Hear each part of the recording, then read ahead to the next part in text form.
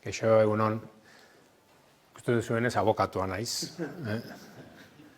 Ointxe ez daramat korbatarik eta ja, kentzen noa, baina abokatua naiz, bai. Aritzek dioen moduan, nola edo zergatik nau hemen, ez? Gizabidea Fundazioa bere paper honetan, transizio energetikoan eta baita IDAEren izendapen horrekin, Oficina de Transición Energetikaren izendapen horrekin, aholkularitza juridiko bat eskatu zuen, gu aurkeztu eta esleitu egin ziguten. Prozesu horretan, Aritzek eta botatzen dizkigutenak dira galderak, galdera juridikoak eta guk erantzunak eman behar dizkiogu galdera horiei, ez? Prozesu honek aurrera egin ahal izateko. Beraiek botatzen dizkiguten lehenengoko galderetan dira, nahiko zehatzak eta erantzuten nahiko luzeak. Horregatik ematen dizkigun txostenak batzutan esatu dugu, egira zue harinago, ezin da. Oingo momentuan, seguro, txantxara, baina. Orduan, prozesu horretan egin ziguten lehenengoko galdera interesgarriena guretzako ere abokatu moduan da gauza berri bat den hau, energia komunitatena eta bar, nola egingo dute energia komunitate hauek administrazioa berarekin batera juteko, baina ez bakarrik bazkide laguntzaile moduan, baizik eta zergatik ez administrazioa bazkide kontsumitzaile izatea. Hortan, galdera labur horri erantzuna emoteko txosten luzatu egin genien. Zergatik, hor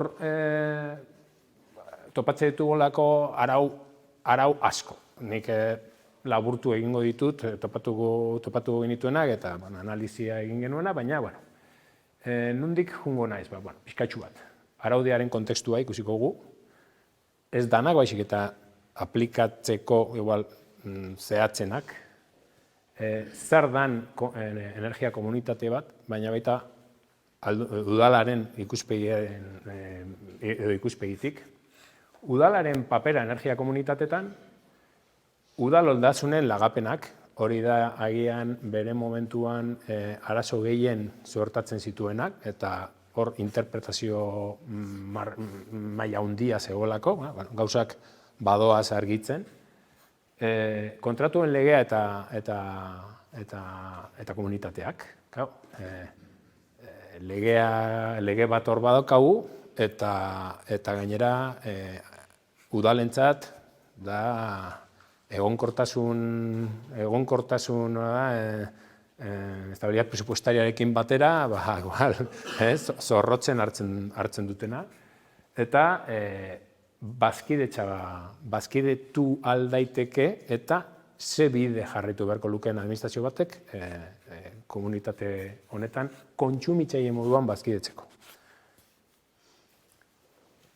Daren Acemogluren esaldi bat hartu dut, hau da ekonomalaria oso interesgarria, orain nabil liburu bat irakurtzen, eta honek esaten du kapitalismoa akats batetik abiatzen dela, gizakiak kontsumitu egin behar duela, baina benetan behar duena parte hartzea denean, ez? Nik uste energia komunitatentzako eta gaur bizi dugun egoerentzako honen analizia nahiko interesgarria dela horregatik garri du. Araudia.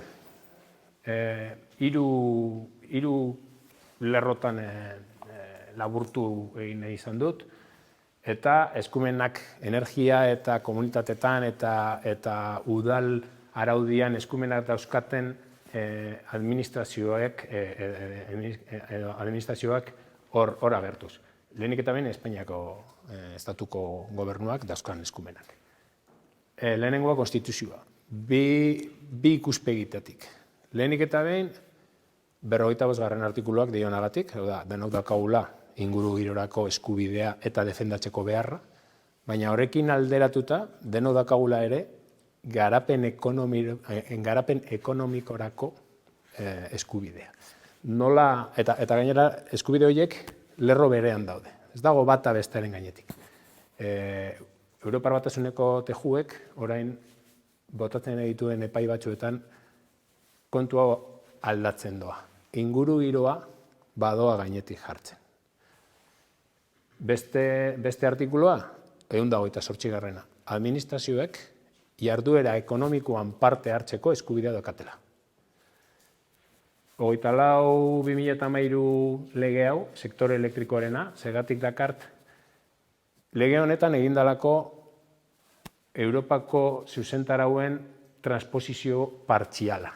Gutxienez, eman digu energia komunitateen definizio bat, gero ikusiko dugun moduan.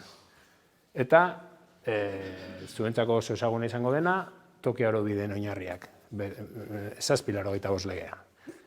Hortan, interesgarria, nola udal administrazioei beren eskumenak pixkanaka, kentzen joan zaizkion, gehien bat inguru giroan adibidez, pasazan inguru giroan eskumenak zeuzkan administrazio bat izatetik, bakarrik inguru giro urbanoan izatera pasatzera, ez? Eta horrek daukan garrantzia ere honetan, ez? Baina baita bere zerbitzu edo jarduerak kudeatzeko moduetan. Nire ustea da, energia komunitate batetan parte hartzeko bidea, 86. artikulitu joan behar dela, hau da, jarduera ekonomiko batetaz hitz egiten ari garela. Euskal Autonomi Erkidegoan 3 lege aipatuko ditut. Euskadiko tokiko erakundei buruzkoa, hau da, udalen legea. Bestetik, 4/2019, hau da, jasangarritasun energetikoa. Hemen interesgarria da, udalentzako bete beharrak jartzen dizkiolako. Ez gaude hitz egiten marko teoriko soil bati buruz, baizik eta lege horren barruan bete beharrak jartzen dizkio. Besteak beste, esaten dio, udalei, esaten die, beren energiaren 22% produzitu egin behar dutela 2030 urterako. Besteak beste ere, esaten die, egin behar dituela plan batzuk. Energiarekin eta ingurugiroarekin eta harremana daukaten plan batzuk. Eta azkenekoa, 124 legea, orain 2008an indarrean sartutakoa, transizio energetikoa eta klimaren aldaketarena. Lege honi esker, gutxienez lagapenen kontua argitu egin da.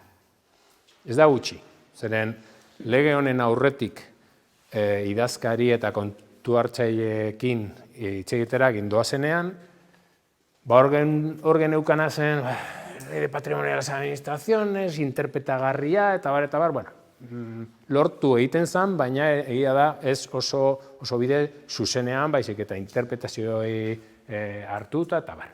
Eta gero, Europako bi zuzentarau. Artikulu hauek dira zehazki energia komunitatetaz hitz egiten dutenak. Zein da egoera? Bueno, Espainiako estatuak zuzentarau horiek barneratu egin dituela, baina partzialki bakarrik. Ez ditu bere osotasunean gure ordenamendura ekarri, eta ze daukagu energia komunitatetan lege hutsune bat. Eta lege hutsunea eta segurtasun juridikoa antonimoak dira.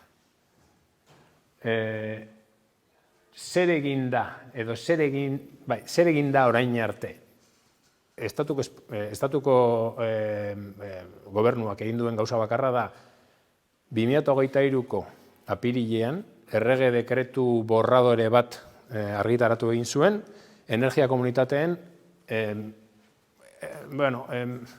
energia komunitateak arautzeko.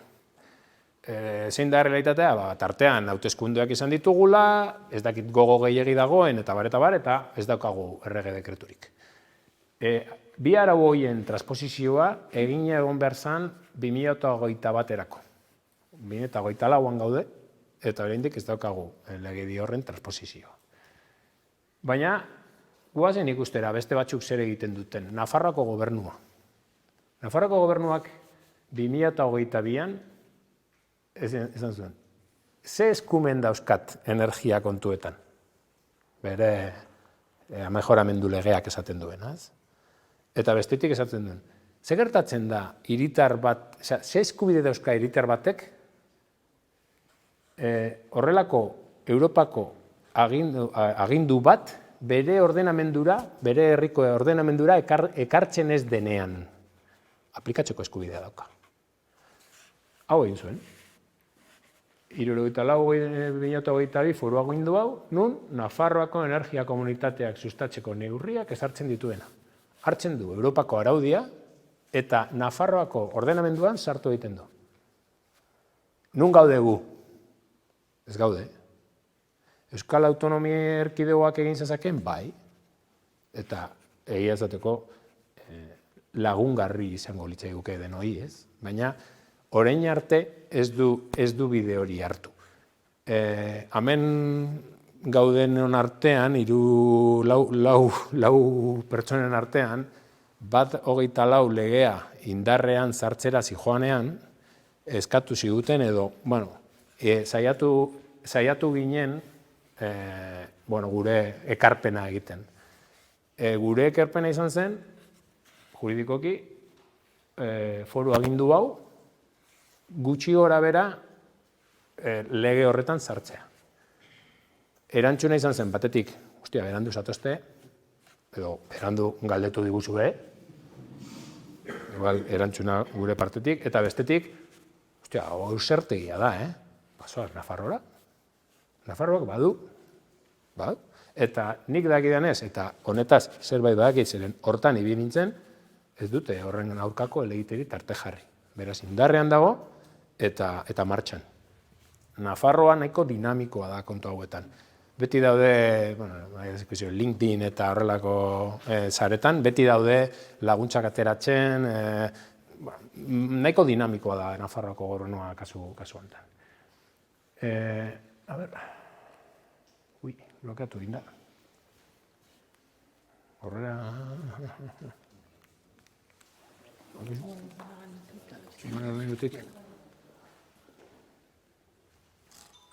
Bueno, zer dira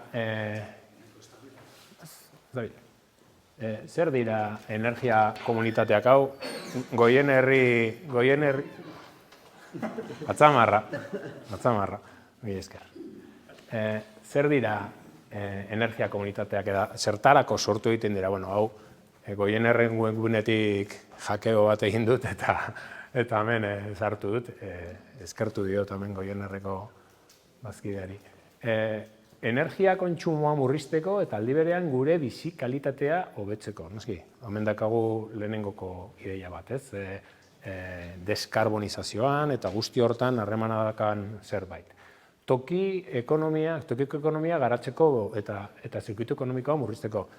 Adibideak egon badaude, ez? Ikusten ditugu energia komunitate batzuk nun badauden proiektuak aurrera eramaten eta proiektu horiek aurrera ematen duten inean beharrak sortzen zaizkie. Pasaden orain 2 aste Hernanin egon nintzen eta Hernaniko energia komunitateko jendeak esaten zidan nahi zutela bertako formakuntza profesionaleko institutuarekin hitz egin, ea teknikariak formatu daitezken plaken kontu horietan adituak izango diren gazteak eta bar. Esaten ziguten ere, edo esaten zidaten ere, hortan beraiek ikusten zutela posible bere burua zerbitzu emaile bezala merkatura irteteko, ez? Agertzen direla, aurrera egiten duzun heinean, agertzen direla hor posibilitate batzuk, toki ekonomia garatzekoa, ez? Energia faktura hobetzeko, krematistiko hutsa, eta hor udalentzat gauza interesgarria, eta denontzat, noski, gizarte kohesio handiagoa sustatzeko, hori ikusiko dugun moduan, zuzentarauek, Europako zuzentarauek, udalei espreski esaten die, zuek izan behar zarete hemen papera importante bat dakazutenak, dinamizatzaileak izan behar zarete. Hor, gizarte kohesio handiagoan ikusten dugu nola sortzen diren horrelako zirkuituak, nola jendea zartzen den hontan buru belarri. Energia subiranotasuna bultzatzeko, hitz egin dugu horretaz, eta bizilagunak besteko. Hemen egin daiteke pobrezia energetikoaren aurkako politika. Eta udalak egin dezake zeharka pobreziaren aurkako politika, hor parte hartu. Ezaugarri juridikoa, zeintzuk izan behar ditu energia komunitate batek. Hau, Europako zuzentarauetatik datorkigu. Hor agertzen da, eta gero ikusiko dugunez, nola ekarri dan Espainiako araudira. Bueno, pertsona fisiko eta juridikoek, eta zehazki ezaten du, PYME eta administrazioak barne, elkartasunean, Gil Sabanesek esan duenez, eta nik oso ondo ekarria da, esaten du, ezin dugula dana administrazioaren esku utzi plakak jartzeko lekua hitz egiten. PYMEak oso importanteak dira hemen, adibidez. Kriston teilatuak dauzkate, eta beraiek ere izan daitezke arazo honen parte diren moduan ere, beraiek ere irtenbideak eman ditzakete horrekin. Gobernantza demokratikoa, hemen administrazioei argi eta garbi esaten dio, gobernantza demokratikoa. Horrek, ohitura dago administrazioaren partetik, sartzen den lekura, bera eramateko edo potestas, administrazioaren potestas hori mahai gainean jartzeko. Hau beste gauza bat da. Izakiera pribatua daukan zerbaitetan sartuko da, eta besteen maila berean dago. Bazkide bat, boto bat. Administrazioa horretara ohitu egin behar da. Gertuko proiektuak izan behar dira, araudiak esaten digun, zenolako distantzia egon behar duen, edo gehienekoa, produzitzeko puntutik kontsumitzekora, etekin ekonomiko-sozial inguruko mailako lortzeko, baina irabazi asmorik gabekoa. Irabazi asmoa ez izatea ez du izan nahi dirurik irabazi ezin dezakenik. Argi. Ez du hori zen nahi, baizik eta irabazten duen dirua nora bideratu behar duen. Hemen ez dago etekinak poltsikoratzeko posibilitaterik. Berriro ere, berrinbertsio bat egin beharko da, etekin ekonomikoiek sozial eta inguruko kontuetan. Parte hartze irekia eta berondatezkoa, etorri egiten zaren moduan jun zaitezke, eta ez jarraitzeko eskubidea. Nik momentu batetan esaten dut, ez dut hemen jarraitu nahi, eta modu libre batean jun ahal zaitezke. Eta azkenekoa, eta nik uste interesgarria udalentzat kontratuan legearekin harremana daukalako. Bazkideak komunitatean parte hartzeagatik ez dituzte bere etxe bezero edo bezero aktibo bezala eskubideak galtzen. Hau da, Iberdrola, Naturgi, Oinargi edo dana-danarekin kontratua baldin badu, mantendu egingo du. Ez du zertan eten behar, ez du suposatzen energia komunitatea izango dela horniketa egiten diona. Baina, interesgarria esaten dut gero garatuko duan moduan. Estatu mailan, ze esaten digu transposizioak hori da, 6.1J artikulu horretan, moldaketa egon zen, transposizioa egon zenean, eta hori da ematen digun definizioa. Niri oso interesgarria iruditzen zait, esan dugun guzti hau, participación abierta voluntaria, controlados por socios o miembros que están situados en las proximidades, baina niri oso interesgarria iruditzen zait, cuyos socios o miembros sean personas físicas, pymes o autoridades locales, incluidos los municipios, zehazki sartuta daude, eta gero esaten digu, para proporcionar beneficios medioambientales, económicos o sociales a sus socios o miembros o a las zonas locales donde operan, en lugar de ganancias financieras. Nik uste nahiko definizio majo hartu duela edo zuzentarauen espirituarekin bat datorrena, eta hemen nik kritika bat egingo diot gaur egun Euskal Autonomia Erkidegoan daukagun araudiari. Hau irakurritan, orduan zer da energia komunitate bat? Erabilgarritasun publikoko deklarazioa izan beharko luken zerbait, baina jaiotzen dan momentutik. Eta horrek ere lagunduko luke ekonomia eta administrazioarekin eta barrekin, ogasunarekin harremantzen.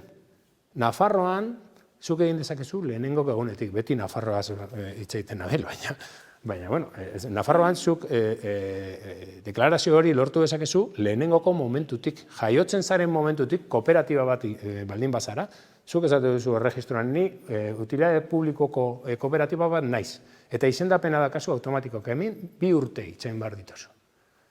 2 urte. Tarte hortan, gainera, energia komunitatea hastapenean dagoen tarte hortan, oskoz ere lagungarri izango zitzaion izendapen hori lehenengoko momentutik izatea. Definizioan bertan agertzen da, ez duzu etekin ekonomikorik lortuko eta gainera lortzen duzuna da ekonomia, sozial eta komunitateari emango diozun zerbait izan daitekela. Egitura juridikoa. Hemen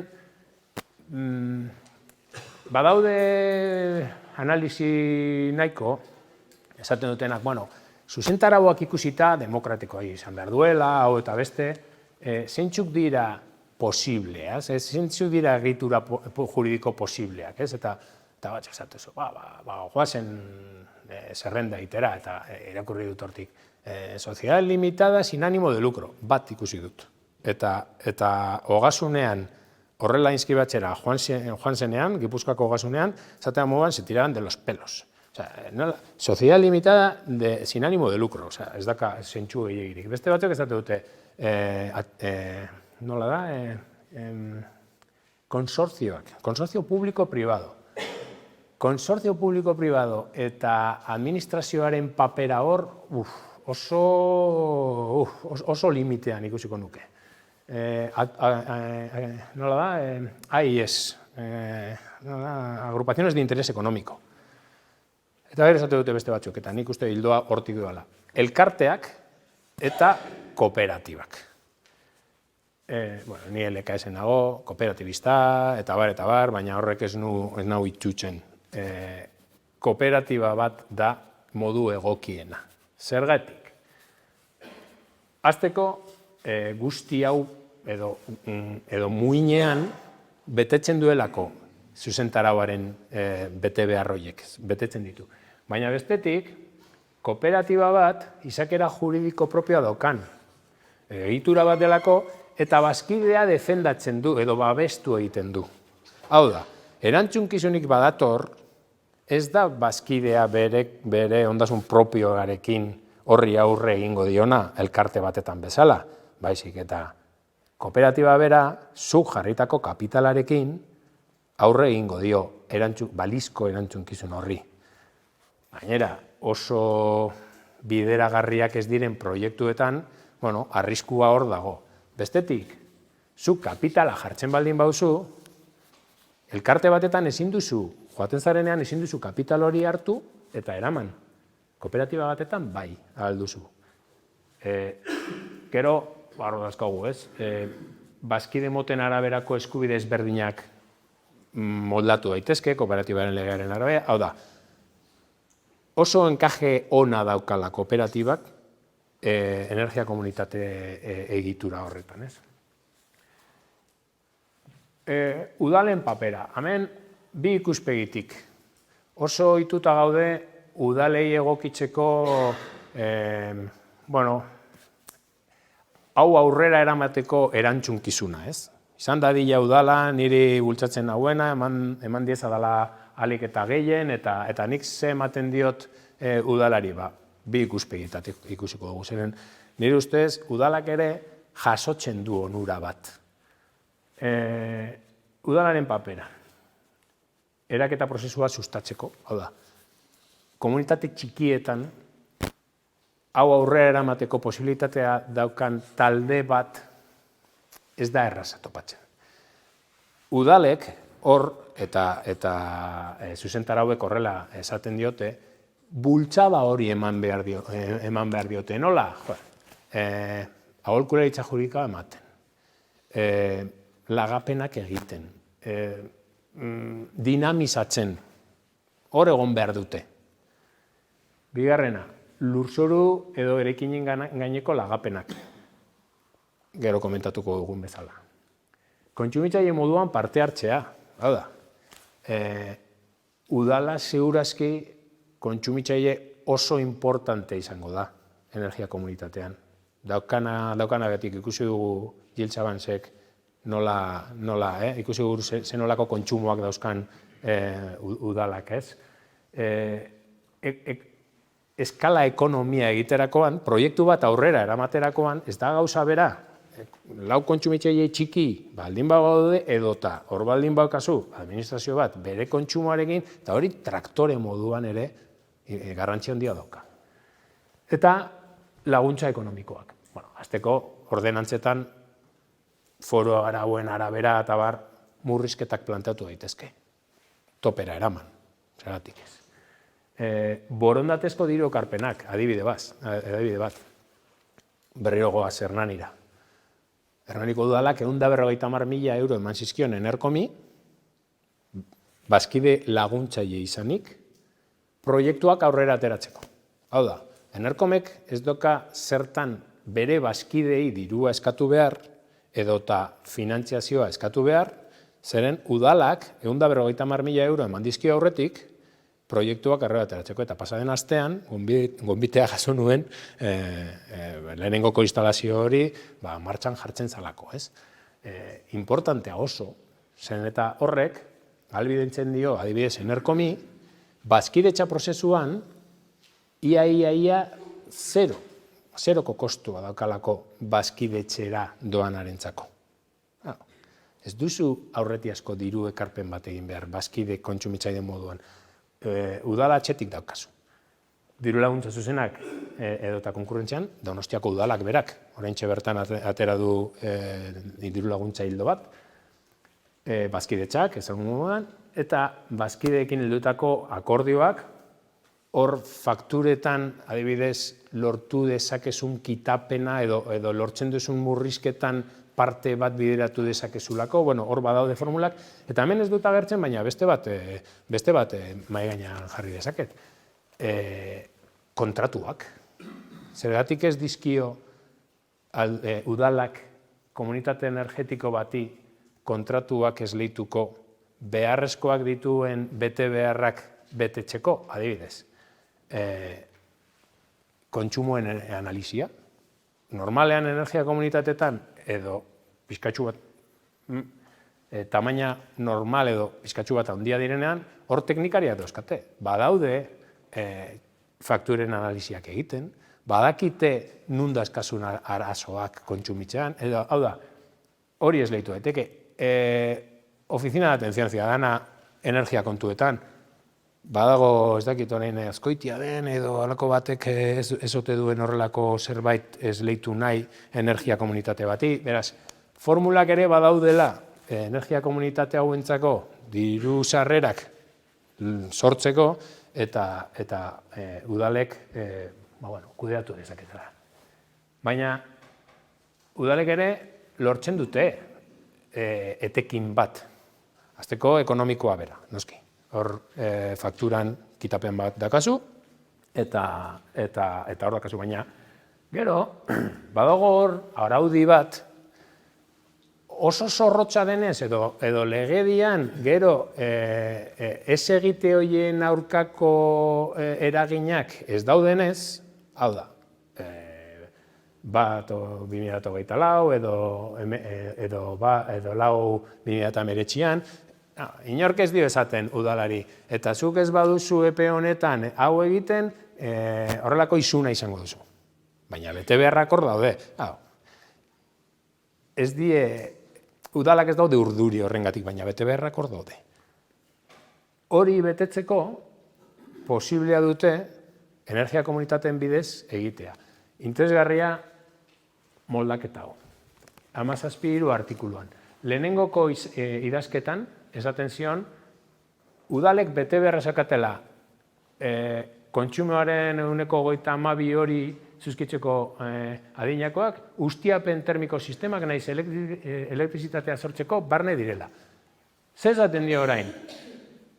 22% hori lortzeko, egin dezakela energia komunitateen bidez. Hori izan, bere garaian beri eta egiten zitzaion galdera bat, posible aldut nik 22% hori betetzea energia komunitate batetan sartuta. Hor dakago erantzuna. Legeak berak, lehenengoko redakzioan ezetz, edo ez zuen aurrikusten, baina gauzak garatzen doazen inean, aurrikusi egin du. Udal ondasunen lagapenak. Hontan, lege honek suposatu egin duena da, segurtasun juridiko bat lortu dugula. Aurretiazko egoeran, ni hori defendatu dut, ez zegoen inungo arazorik lagapenak egiteko, baina egia da interpretagarriak ziren gauzak hortik zeudela. Baita ere, egia da, 33/2003 legea estatukoak esaten zuela, las cesiones gratuitas y tal serán a entidades sin ánimo de lucro declaradas de utilidad pública eta halako gauzak. Eta nondik ulertzen genuen utilidad pública zegoela? Sektore elektrikoan bertan, esaten dalako, energia, erabilgarritasun publikoko zerbait dela, eta hor dakagu adibidez, Arabako Aldundia, esaten, edozein proiektu datorrela, solaria edo denadalarena, esaten dio, nik hemen nahi ditu nire plaka jarri. Eta egiten duen urrengo gauza, Aldundia da esatea, declaro de utilidad pública. Beraz, interpretazioa ona zen. Baina arau hau etorri da gauzak askoz ere argiago jartzera. Justu hau zen, aurretik hitz egin dugun artikulu uran, saiatu ginen hor eskua sartzen, eskatxu bat haratago juteko eta energia komunitateak hemen barneratuta edo araudian sartzeko eta bar, eta esan ziren, hausartegi, beste momentu bateako, ikusiko gu.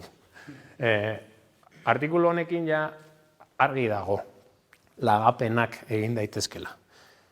Zuzenean edo enkantean, segun eta ze kontekstu izango duen udal horrek bere udalerrian. Baina hemen, eta Gil Sabansek esan duenarekin bat nator, hau da epe laburrerako irtenbide bat. Zeren udalek dakaten ondasunak mugatuak dira. Haratago jun beharko gara.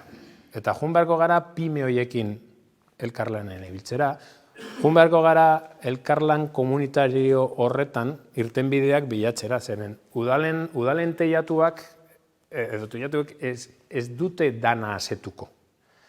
Hortan, komunitateak ere nik uste abantaila bat daukatela. Ikusten aldugu udal bat bere kabuz 22% hori lortzeko enpresa baten teiatuetara juten esaten, helduko algara akordio batetara, zuk elagako didazu edo kontratu bat sinatuko dugu nik inondik inora. Ez dut ikusten udal teknikari bat oraintxe bertan ideia horrekin. Zeren mundu publikoa eta mundu pribatua oraintxe bertan oso urrun daude. Baina energia komunitateen bidez gauza hauek lortu daitezke. Zergatik ez du asetuko 22% hori eta zergatik ez 40% edo 100%, zergatik ez. Beste batzuen teilatuetan jartzen. Hor dago posibilitatea. Hemen oraintxe hitz egin dudanari buruzko kontratuen legea. Kontratuen legea noski aurkezten edo galdetzen zigutenen artean, igual arazorik handiena da. Eta gogoratzen dut, lehenengoko zirriborroa fundazioari aurkeztu genionean, Aritzek berak esan zigula, sakondu honetan. Galderak ziren, nola uztartu egiten da kontratuen legea eta administrazioa energia komunitate batetan parte hartzearena. Arazoa. 16. artikuluak, kontratuaren legekoak esaten dio. Nola nahi ere, kontratu hauek joko dira hornidura kontratutzat, esaten du, argi eta garbi. Lehen mailako energia edo energia eraldatua eskuratzea daukatenak objektutzat. Bera esate duzu, jo, zein punturaino ni alde egin dezaket edo zein punturaino niri ez zait izango aplikagarri kontratuen legea, udala bezala hitz egiten nahi naiz, energia komunitate batetan parte hartzeagatik. Eta bestetik, artikulu honek esan nahi aldu udalak ezin duela parte hartu energia komunitate batetan. Horreatzen dizuet, segun eta ze energia komunitate eredu, eta posiblea dela. Eta ez dela kontratuen legearen kontrako prozesu bat. Hau ere, hacker moduan Goienerren webgunetik hartutakoa, pizkatxu bat, autokontsumoaren prozesua ikusteko, nola horrelako eredu batek planteatzen duena da, hor dakagu instalazio bat, gudanak bazkide garenak, udala barne, kontsumitu egiten dugunak, eta bestetik, soberakin bat, badoa merkatura, eta bar, ez? Baina bestetik hor dakagu, oso interesgarria, merkaturatzailea, hau da. Zein da bazkide kontsumitzaile bakoitzaren papera? Autokontsumitzailea da.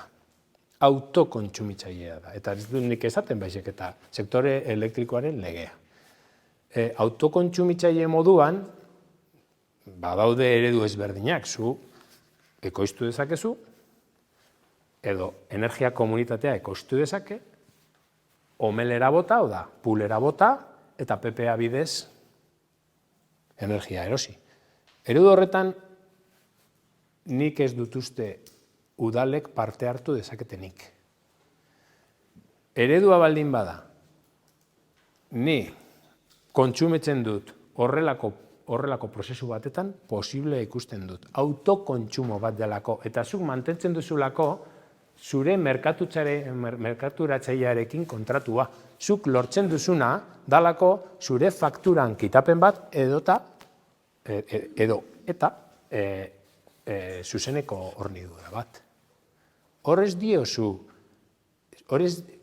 diozu komunitateari kontratu baten bidez zure horniduraren esleipena egiten. Horrez dago esleipen bat. Zer lortzen duzu? Adibidez, autokontsumoko konpentsazio, hau da faktura baten eredu bat.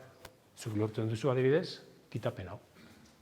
Segun eta zenbateko energia kontratatuta daukasun, edo zenbateko errege dekretu horren arabera, zenbateko plakak dauzkasun kontratatuta, kitapen bat izango duzu, produzitutakoaren arabera.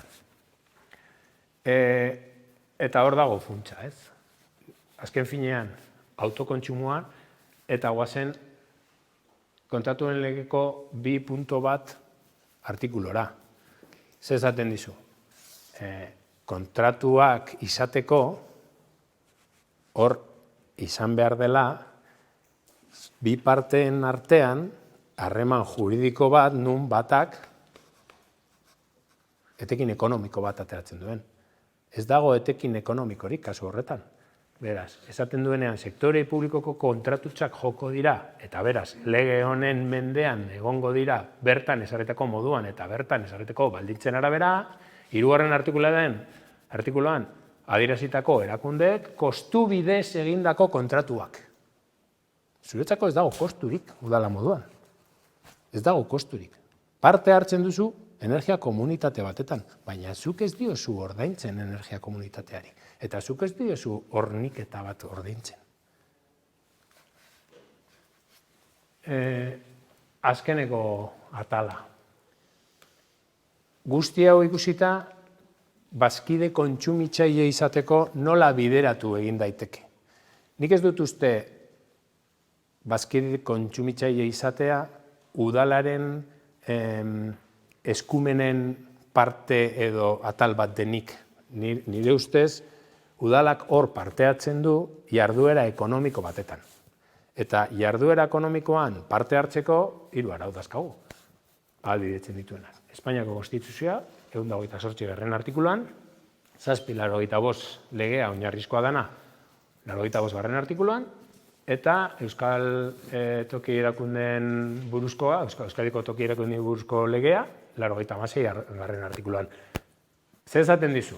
Baldintza bat badago, esate dizu.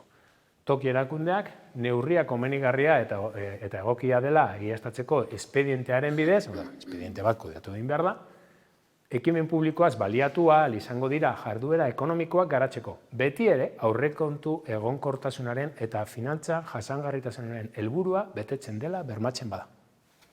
Hor dago. Nola beteko dago? Hasteko legeak esaten duen estabilidad presupuestaria hori izan beharko duzula, hau da, ez zaudela interbenituta, eta bestetik, zeren 86. urteko legegintzako errege dekretu honek ezarritako prozedura aurrera atera beharko duzulako.